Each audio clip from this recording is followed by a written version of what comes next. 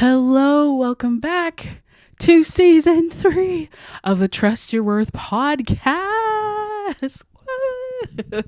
My name is Brittany, and thank you so much for joining me today on the podcast that helps you tap in to the power of trusting your worth. Oh my goodness. So today, and for the first couple episodes, I wanted to get back to basics of worth, what it is, defining it, and all that, because it's been 100 episodes since we talked about the basics of all that's going on. So for everyone that's new, thank you so much for joining me today. And for those of you who have been around, this is just going to be a great reminder of what hopefully you already know, and just like, it's good to remember because repetition always helps us with our memory, specifically the things that will help you to remember your worth. So let's get into it on today's episode.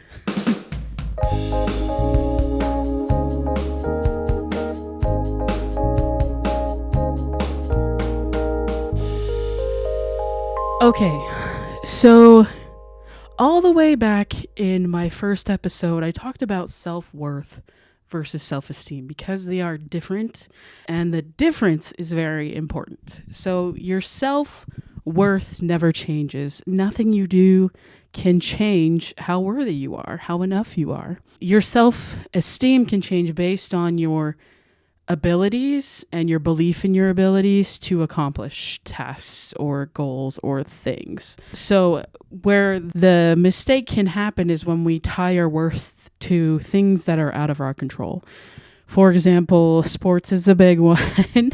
Just easy to illustrate using sports. So if I tie my worth to how I'm doing in volleyball, so for example, if I were to lose a game and I'm like, oh my gosh, I'm worthless, like I should have won that game. Self-esteem has to do with your confidence in your abilities. So if you have high self-esteem, then you believe that you can get stuff done. You trust yourself enough and trust your worth enough to know that you can accomplish whatever goal you set out to do. And even when you do make mistakes or things out of your control happen, you don't let that affect your worth. And that's what having real self-worth and knowing and trusting your self-worth can look like. When setbacks happen, you just like are able to bounce back really quickly because you know how worthy you are and that what happens to you should not affect your worth. I mean, we're all human. Of course, it can sometimes. Even I, who have focused on this for almost 3 years now, struggle sometimes with believing that I'm worthy. It can happen, but my ability now to bounce back is exponentially different. If you knew me 3 years ago, you'd be like, holy cow, Britt, you are a completely different person. And I would agree. I have a lot more confidence. What others think about me doesn't affect me as much. As I said, I'm not perfect, and that's why this podcast is so great and has helped me so much because there's things we can always do to remember our worth and tap into it. So let me just be clear about our definition. So this definition I found from a talk by Aida Gooden. I will link it below. This is also linked in the very first episode. So if you want to go more in depth, please watch her TED Talk and also listen to episode 1 if you want more insight on this, season 1, episode 1. But yes, let me just share this definition by quoting it so I don't mess it up. Okay. So, quote, self-worth is knowing you are enough just as you are. You always have been and you always will be enough. It is knowing no matter what you do or how you change throughout your life, you are always worthy of love and happiness simply because you exist. Close quote. Isn't that beautiful? Thank you, Aida, for that beautiful definition. I love how it says how knowing no matter what you do or how you change, you are always worthy of love and happiness simply because you exist. Because you're in this world, because you're alive, you are worthy of all the love and happiness in your life. You're worthy of all of it. And you've always been enough and you've always been worthy of it. But it's so hard to remember, I know. So Aida in this talk, I want to focus on the 4 things that she talks about to do to help you to remember your worth. So number 1 is to forgive yourself and others. And this is hard. Easier said than done. I know you might be feeling unworthy because of your past mistakes, but I want you to free yourself from the shame and the guilt. And the way to free yourself from the shame and guilt that comes from life sometimes and our mistakes is to forgive yourself and to forgive others. Now, friendly reminder, forgiveness looks different for everyone. So, yes, you can forgive and forget or forgive and remember, but I think especially when you're forgiving others, it's okay to forgive someone and also not have them in your life. That you set that boundary to protect yourself. So do not feel guilt. Like just because you've forgiven someone does not mean you have to allow them access to you. They have lost the privilege of access to you. That's totally okay. Because when I was growing up, I believed that, if I forgive you, it means our relationship goes back to exactly how it was before, how we're like happy and everything's cool and good. But that's not always the case. And so forgiveness is going to look different for everyone. So find out what is best for you. And I know forgiveness can be a painful process and sometimes a very long one. So be kind to yourself as you're forgiving others. And that whole long process. Healing takes time sometimes, and that's totally okay. But forgiveness is for you. It's the ability to let go of the resentment and anger that happened when that other person caused you harm. And it's about letting it go so you can move forward.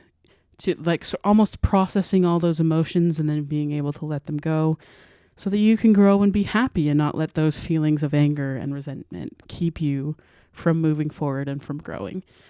So easier said than done. And then what I find especially hard is to forgive yourself, because I think this is the case because we are in our own minds and we know how awful we could have been or were, or like our own true intentions. So it's hard to be like, was that a mistake or did I intentionally want that to happen?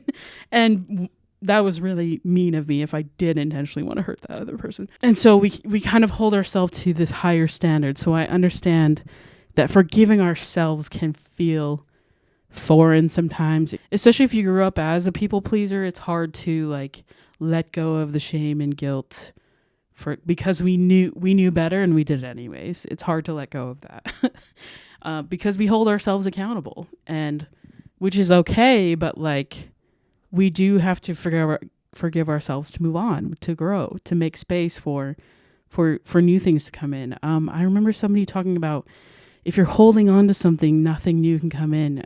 So until you let it go and your hand is open to receive, nothing can happen until you unclench your fist. So if you go about life just holding on to resentment and anger, that's only going to make things worse. So try and open up your hand and let it go, because it's only hurting yourself in the end. So here's another quote from the psychologist Aida Gooden, who this is all based on. So this is what she says about forgiveness. Quote, "To forgive yourself, first reflect on the circumstances that led to past mistakes. Acknowledge the pain you experienced. Identify what you learned from the situation. Then say to yourself, I forgive you, in an honest and kind way." Close quote. Oh, I just love that. So mistakes are a part of our daily lives. We make mistakes all the time. If we could not forgive ourselves in any form, we would never move. We would never grow. We'd be stuck. So I know you're able to forgive yourselves because you're able to move on and you've changed. You've already made changes. You've already grown so much in probably ways you don't realize. So I hope that as you forgive yourselves for your past mistakes, you do it with kindness and love and say to yourself, I forgive you. And really mean it to yourself. Really mean it. Believe yourself. Believe your words. And I'm so proud of you for taking this step to help you remember your worth. Because like Aida said, you cannot trust your worth if you don't believe yourself, if you don't really trust that you can overcome your mistakes. But you can. I know you can. So that's one way to remember your worth. Okay, number 2, self-acceptance. You need to learn to accept yourself exactly as you are. We change every day. We're never the same as we were yesterday. And that's a part of life. So being able to accept the bad and the good, which is very important because a lot of us, I think, forget to reflect on the good things we do and really seeing ourselves and be honest with ourselves and just love all of you for who you are. I choose to focus on the good because the bad can be overwhelming at times.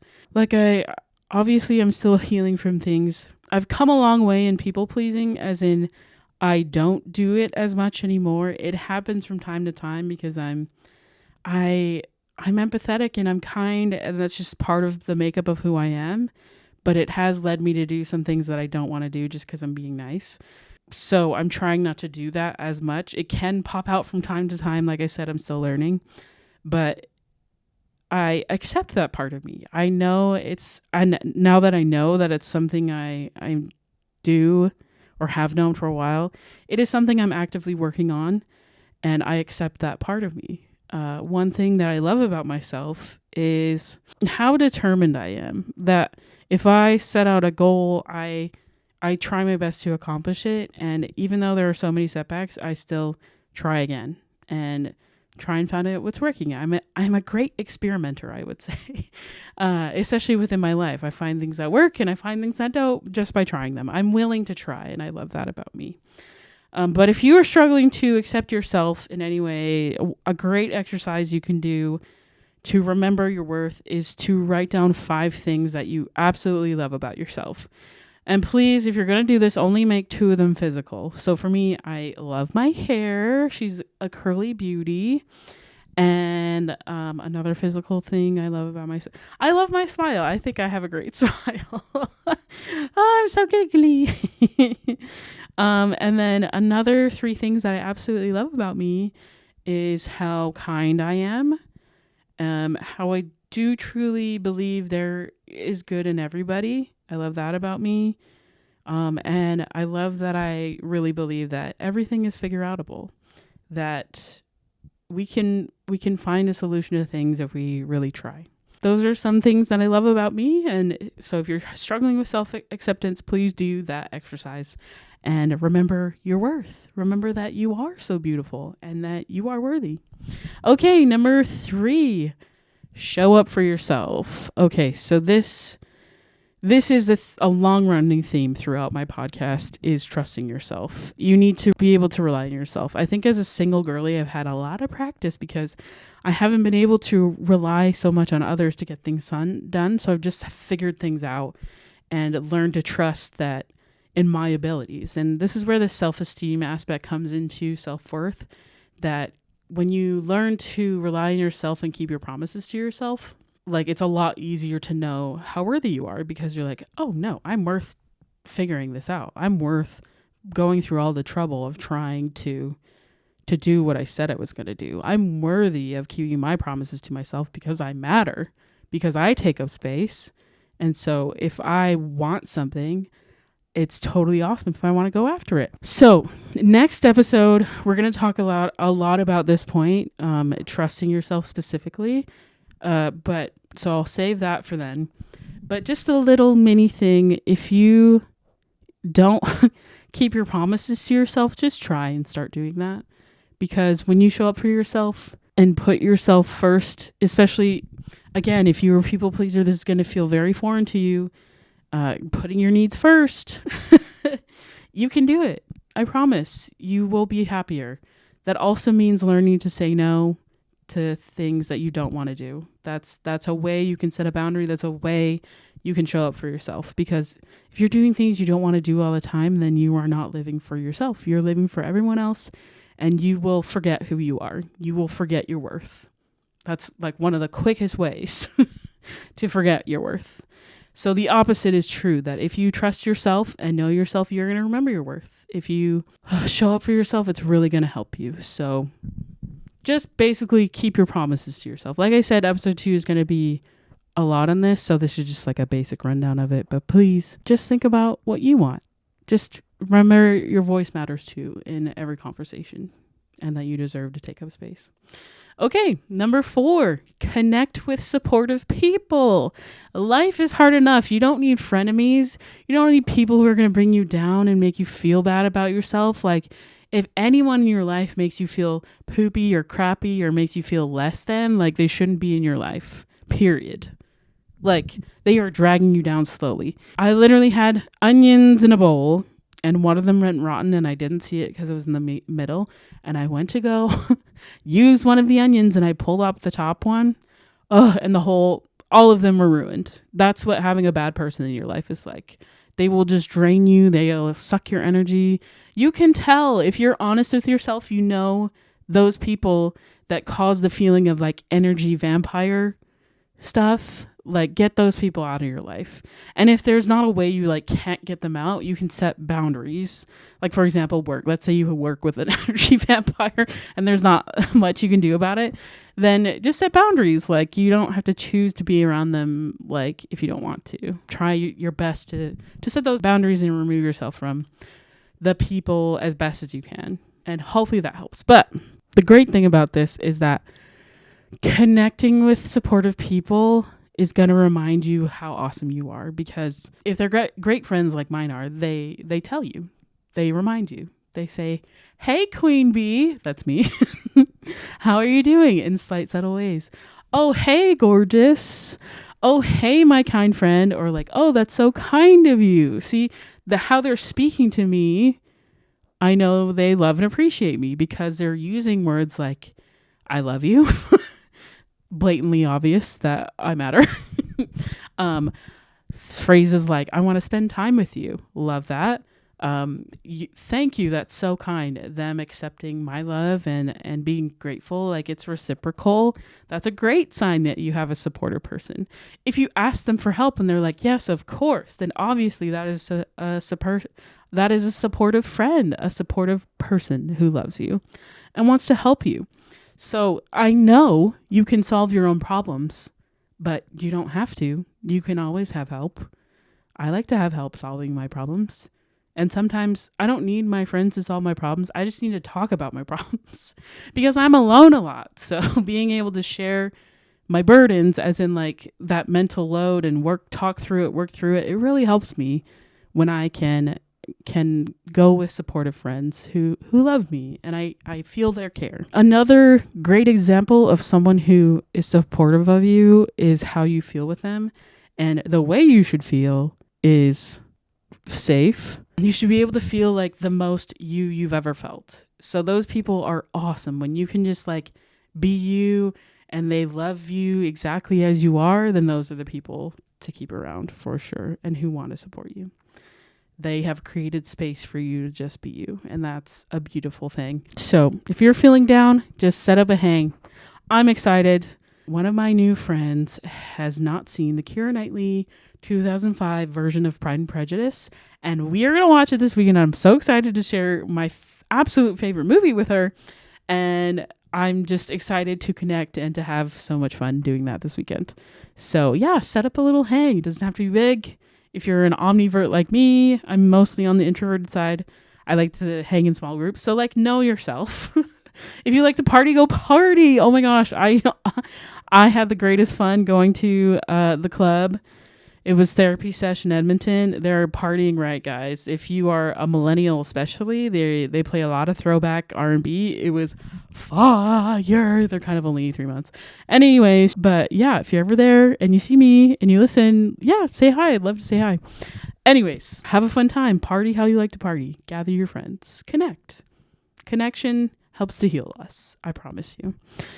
Okay, so those are the 4 things that will help you to remember your worth. Forgiveness, self-acceptance, showing up for yourself, and then connecting with supportive people. Doing any one of those 4 things is going to help you to remember how beautiful and worthy you are. So please do those things. Okay, your worth work this week, though, is going to be a little different from these 4 things. please do them. If any of them are going to help you, like obviously they're awesome and will help you to remember your worth.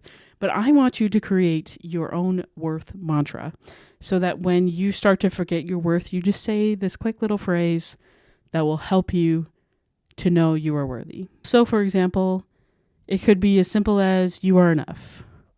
That if you're starting to doubt yourself, just just go straight to your worth phrase to help you remember. So for example, I am enough, or I am worthy, or I am worthy just as I am. I am worthy of taking up space. Just like a short 1 sentence worth mantra. So when you're in the thick of things, you're like, oh, I don't trust myself right now. You're like, wait, no, I am worthy. I am worthy of love. I am worthy of happiness. So whatever phrase you want to use, start it with I am worthy of blank or I am enough. These adjectives in there. So you remember how worthy and loved you are and how needed you are. And just a quick reminder on if you're struggling to know how to define worth, I want to share this phrase. So you are enough just as you are. You always have been and you always will be. That is the message that I wish to share, that I hope you receive and remember and internalize in every episode. That is like the base of everything that I do, is that you are worthy. You are enough just as you are. You always have been and you always will be. And thank you. I hope that it helps you to remember to trust your worth. Okay, thanks so much for listening. As always, you can find me at trustyourworth.com and on Instagram and TikTok at Trust Your Worth Podcast. Also on YouTube. I have all the episodes up. So yeah, if you want to watch me speak, see what I'm wearing, checking out my shirts, I don't know. If you want to see my smiling face as you listen to this episode, yeah, check it. Check me out on YouTube.